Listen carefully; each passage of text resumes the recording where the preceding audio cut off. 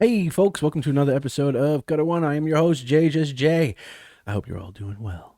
All right, let's get right into it. This is an interesting one. All right, nobody said that 2023 wasn't going to be interesting. All right, this one comes to us from the good folks over at MovieWeb, and it says the Rings of Power are rumored to bring back Lord of the Ring character cut from Peter Jackson's trilogy. With hiring well underway on the Rings of Power season 2, a new rumor suggests the appearance of one character that didn't make it into the movies. Peter Jackson's The Lord of the Rings trilogy seemed to have incorporated everything that anyone could want into its epic runtime, especially in the expanded extended cut. However, one controversial character was missing from all versions of the movie, but that may not be the case when it comes to Prime Video's The Rings of Power, as new rumors have suggested that Tom Bombadil will make an appearance in the second season of the series. Naturally, there are many rumors currently whirling around the next season of Prime Video's Middle Earth story. But this one would be a pretty big arrival considering the character's omission from Jackson's movies. The OneRing.net reported that during their recent broadcasts on YouTube, one of their frequent sources revealed that dialogue overheard during the shooting of the Rings of Power's new season included one character being called Tom by name. While there have been a lot of code names being used in written documents for the show to keep character identities secret, the spoken dialogue on set obviously has to use the real character names. While there could be other possible characters included in the show under the name of Tom, the new rumor lines up with previous suggestions that the character of Tom Bombadil will appear in the Rings of Power, even if it could be just a short cameo. It was recently suggested the same rumor had been heard from other production sources, leading to speculation that the character with the code name of Errol Prom was Tom Bombadil. And then you see the meme, the little memeage going on there. Is Amazon Studios ready to renew the Rings of Power for season 3? Yeah, obviously they're gonna do a season 3. Okay, that the rest that's it. Okay, so basically it's just the rumor mill. Um, oof. I don't know. I don't know how I feel about that one, guys. Gals, let me know what you think. Now, in reading the books, okay, I was not impressed, and I'll be honest. All right, I'm gonna, I've always been a straight shooter with you guys so far. So why stop now, right? Um, I was not impressed with Tom Bombadil and Goldberry within the books. Um, for me, that was probably the biggest slog, I would say, or that I went through when reading the books, was getting through the Tom Bombadil stuff. Now, that's not to say that there aren't some interesting things that happen in that section. That's not to say that definitely him and Goldberry are not interesting characters. They are definitely interesting characters. But to me, it sort of left me with more questions that never get answered. Um, like who is Tom Bombadil? And I know there's a million different theories ranging from everyone from Eru Iluvatar himself, to whoever, right? Manwë, and I've heard different suggestions, right? But that part's interesting. But overall, for me it wasn't the best part of the books. Okay, and not only were there a bunch of unanswered questions, but it's sort of, to me it always felt like it was kind of irrelevant to the story, like other than again being mentioned during the Council of Elrond. That's really it. I don't, it's not, he's not really a big player in the story, to put it bluntly. So, and the fact that everything was singing and these rhymes and stuff like that, and it's like, oh, Frodo's got to go outside and pick a tomato. Well, then there's like a 9 verse, poem. Instead of having a conversation, we're going to bust out into like this 9-verse poem into Frodo, basically describing Frodo going out to get a tomato.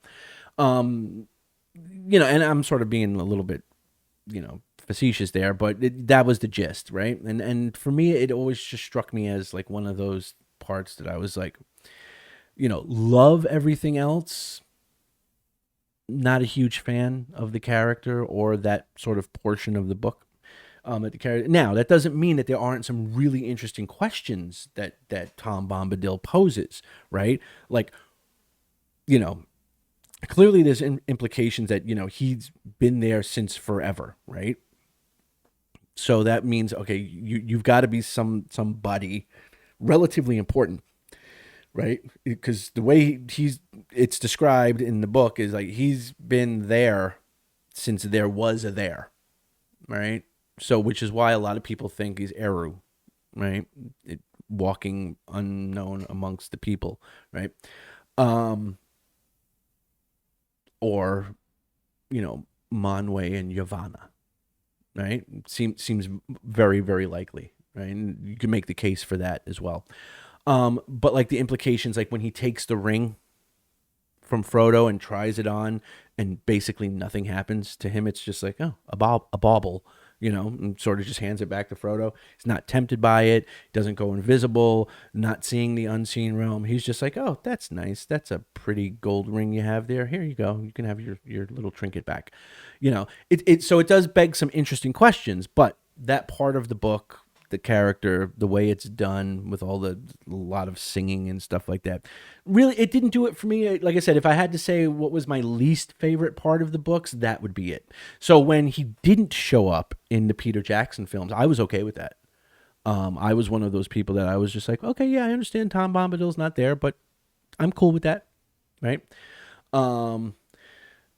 So now if Amazon's going to put him in season 2 of the Rings of Power, it seems like that's probably the worst possible thing you could do, right? And I don't mean that in the sense of like, all right, well, we know the show, season 1 of the show was craptacular, right? So if you're gonna do season 2 and you're trying to get back that Tolkien fan base, right?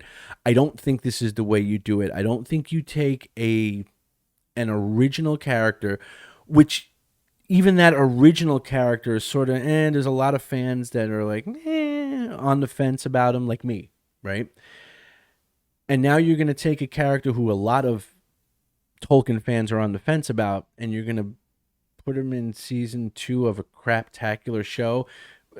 You can only do more damage to Tom Bombadil, is basically what I'm saying. I don't see this as a plus. But you never know. It's just when I heard that rumor, I was like, well, 1, it's just a rumor, but 2, it wouldn't surprise me, and 3, yeah, doing something like that, that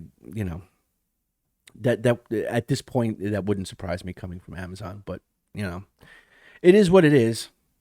But let me know what you guys think down in the comments section below. 1, did you like the whole section of the book that with Tom Bombadil and Goldberry and that whole thing and interaction with Frodo and Sam and them?